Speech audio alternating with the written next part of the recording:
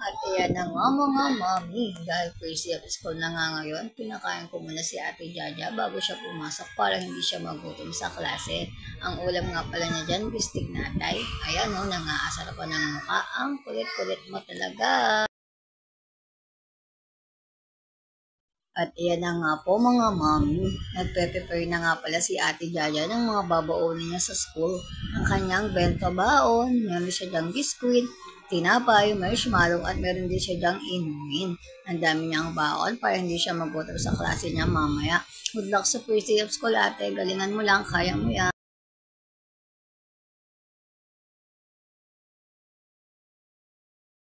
This is it, pansit. At ayan na nga po, papasok na dyan ang Ate Jaja ko. Naglalakad nga lang siya dyan dahil malapit lang naman ang bahay namin sa school niya. Almost walking distance lang din, kaya hindi na namin kailangan pang sumakay.